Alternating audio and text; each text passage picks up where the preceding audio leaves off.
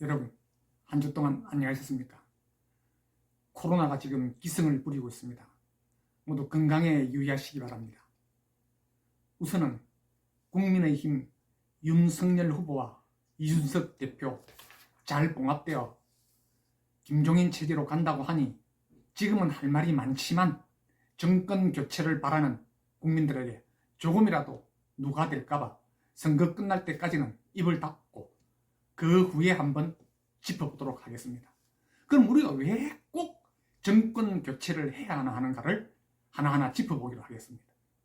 이 민주당, 지금 문재인 대통령이 되기 전에도 수많은 거짓말을 했습니다. 이 집단은 거짓말 집단입니다. 8년 전 노무현 대통령의 남북 정상회담 그 기록물을 문재인 대통령이 그 당시 비서실장 하면서 국가기록보관소에 자신이 직접 두고 나왔다고 언론에 발표를 했습니다. 그런데 그 기록보관소에 온 인력이 달라들어서 전직 대통령까지 1년 동안 총 샅샅이 뒤졌으나 그 기록물은 보관소에 없었습니다. 어디에서도 찾지 못했습니다. 그런데 1년이 지난 후에 그 복사본이 김해봉하마을 노 전 대통령의 그 자택 기록 보관물 속에서 발견되었습니다. 그 국가기록보관소에건 어디건 있으면 되는 거 아니냐, 이렇게 말했던 사람이 문재인입니다. 그때부터 제가 지금까지 이 사람들의 말에 대해서 쭉 지켜보았습니다.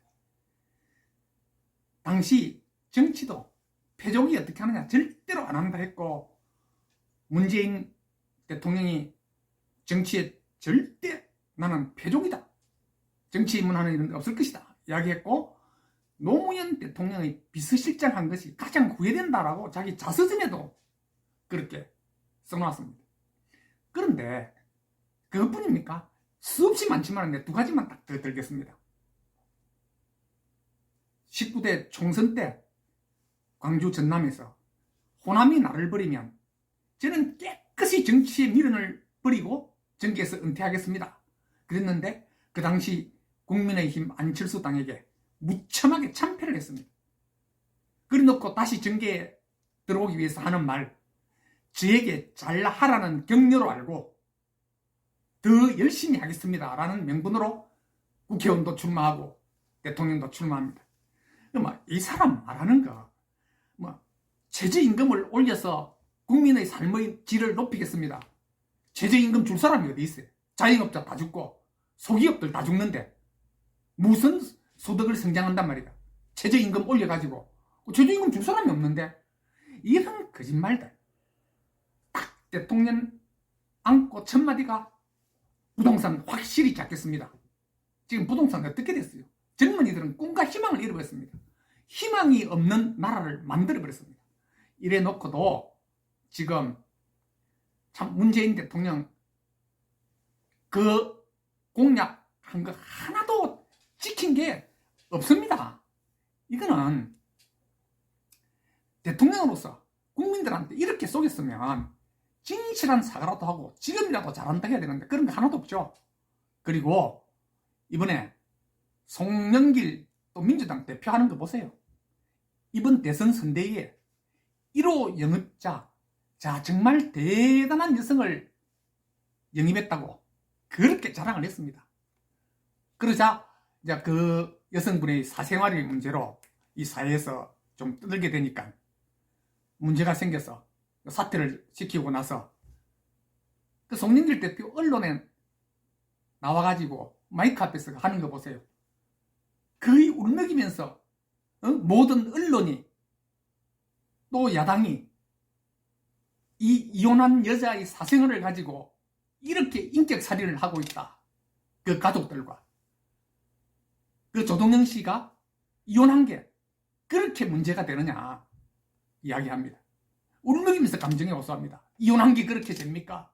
이렇게 문매를 맞아야 됩니까? 하면서. 이혼한 걸 누가 제라했습니까? 이 나라에 수없이 이혼한 사람들, 수많은 사람들, 그 사람들 그 모두가 하는 겁니다. 이혼한 걸 나무라는 사람 없습니다. 그 가족에 대해서 건드리지 마라. 그 가족에 대해서 국민들은 전부 안타까워하고 동정하고 있습니다. 누가 그 가족을 건드렸습니까? 그 가족 건드린 사람 없고 모두 국민들이 그 가족은 안타까워하고 있습니다.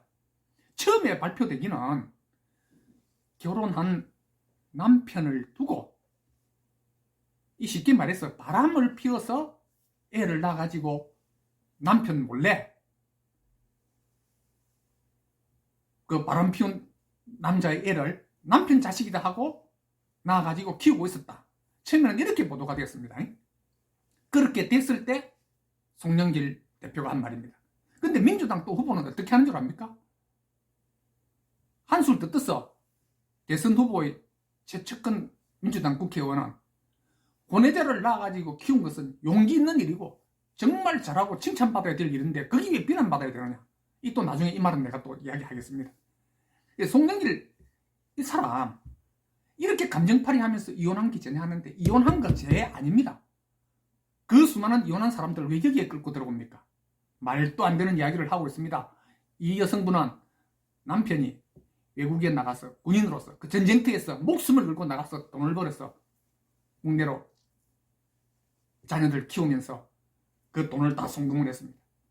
근데 와보니까 그 돈 하나도 없고 어떤 이유에서인지 하여튼 이혼을 하게 됩니다. 근데 이 여자의 잘못이 있기 때문에 우리가 보통 이혼하면 위자료 1,500만 원에서 최고 많아야 3,000만 원 정도 나옵니다. 근데 특이하게도 이 케이스는 여자한테 1억 원을 위자료를 주라는 판결이 났습니다. 그렇다면 이거는 심각한 어떤 커다란 잘못이 조동연 씨 측에 있다는 것입니다. 그때는 이 때문에 발표가 됐을 때 국민들은 참 이거는 도덕적으로 너무 벗어난 것이다. 그리고 그 당시는 엄연히 간통죄가 존재하고 있었습니다. 그때 이거는 범법자고 범법행위입니다. 이것 때문에 여러 국민들이 이것에 대해서 정말로 도덕적으로 이건 아니다라고 비난을 했는데 왜 이혼한 사람들을 끌고 들어가서 논점을 흐립니까? 이렇게 되자 이 여성분이 조동연 씨죠. 이렇게 또 다시 이틀 후에 번복을 합니다. 성폭행 당해가지고 그 당시 낳은 거지 내가 바람피가 낳은 게 아니다. 이렇게 이야기합니다. 그러면서 내 애들은 건드리지 마라 이렇게 이야기합니다. 이게 말이 되는 소리입니까?